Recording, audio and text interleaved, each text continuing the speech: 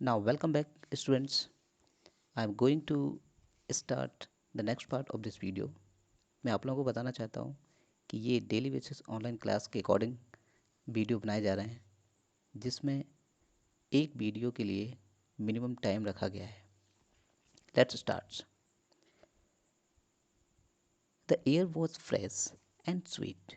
The man went, the man went out for no other reason than to have the pleasure of feeling the rain on his body.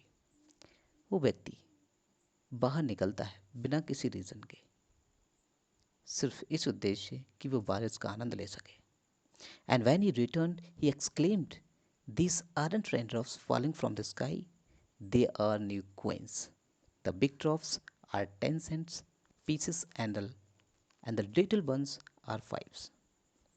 और वो imagine करता है कि जो बूंदें गिर रही हैं, बारिश की बूंदें हैं, ये हमारे लिए नए सिक्के हैं.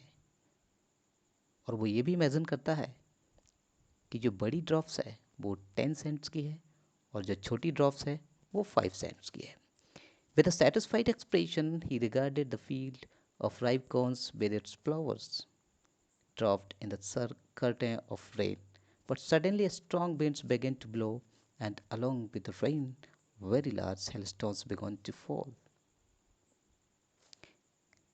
लेकिन जैसे ही अपने एक्सप्रेशन से सेटिस्फाइड होता है, वो देखता है फसलों को, फ्लावर्स को, उस पर एक चादर सी बन चुकी थी बारिश की. लेकिन अचानक एक तेज हवा चलती है और उस हवा के साथ वो बारिश हेल स्टोन्स में चेंज हो जाती है.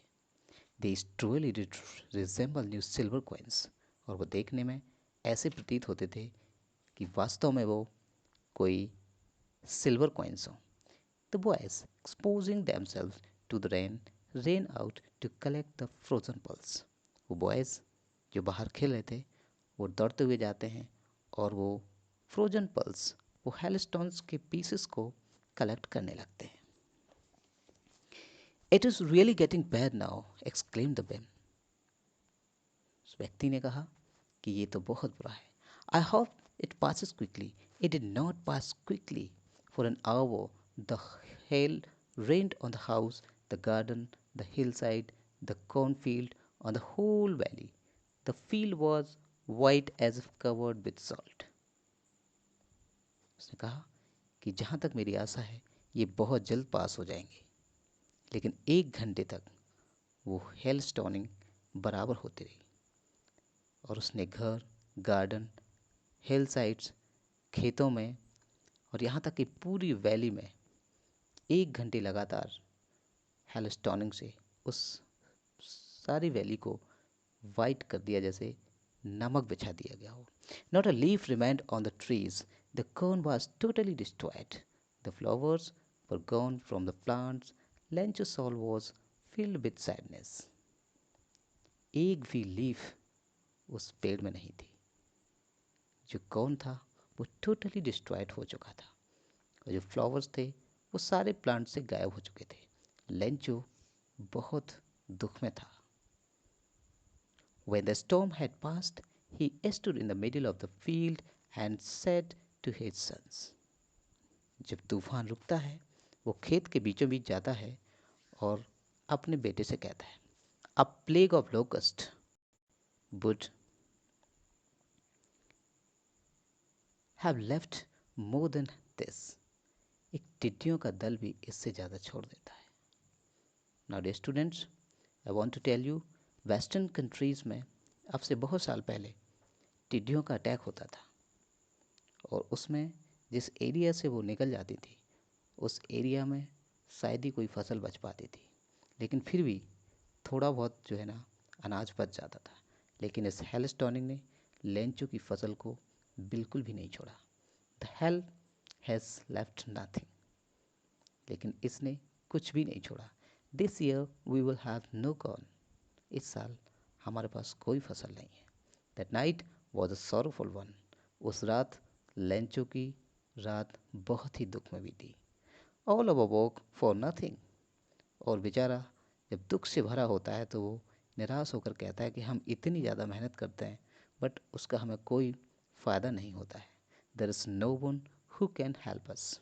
यहाँ पर कोई भी नहीं है जो मेरी मदद कर सकता है। डियर स्टूडेंट्स, अब मैं पहले ही बता चुका हूँ कि उस इंटायर वैली में केवल लेंचो का ही एक अकेला जो मकान था और कोई नहीं था। We will all go hungry this year.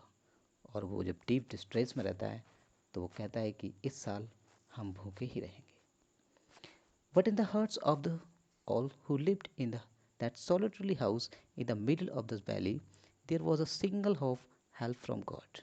लेकिन उस वैली के, उस एकांत वैली में बीच में बने हुए उस घर के अलावा कोई नहीं था। केवल एक आशा जो थी वो भगवान से थी, गॉड से थी। Don't be so upset, even though this seems like a total loss. Remember, no one dies of hunger. वो बहुत ज़्यादा अपसेट होता है। तो ये क्वालिटी होती है ह्यूमन की कि जब बहुत ज़्यादा व्यक्ति अपसेट होता है तो कहीं ना कहीं से एक आशा की किरण जागती है और वो अपने आप को समझाता है और कहता है कि अपसेट होने की ज़रूरत नहीं है। हालांकि हमारा बहुत ज़्यादा नुकसान हो गया है, सब कुछ बर्बाद हो गया, but hope will never be give up. हमें आशा नहीं छोड़नी चाहिए। क्यों? क्योंकि भूख से कोई नहीं मरता है। That's what they say. No one dies of hunger. All through the nights, Lencho thought only of his one hope, the help of God. उस रात केवल वो यही सोचता रहा कि भगवान से मदद ली जाए। Whose eyes, as he had been instructed, see everything, even what is deeds, in one conscience. और उसने देखा, जो उसकी उसकी आंखों ने जो डिस्ट्रक्शन देखा था उससे उसके हृदय को बहुत बड़ा आघात हुआ। Lencho has an ox of a man working like an animals in the field. जैसा कि मैंने बताया कि ऑल्सो एक ऐसा फार्मर था जो खेतों में बैल की तरह काम करता था। But still he knew how to ride. लेकिन ये तो पैराडॉक्स है, उसे ये भी पता था, वो लिखना जानता था। I mean, वो एजुकेटेड था। The following Sunday at daybreak he began to write a letter which he himself would carry to town and place in the mail. अगले दिन संडे सुबह वो जाता है और लेटर लिख करके उसे मेल कर देता है। It was nothing less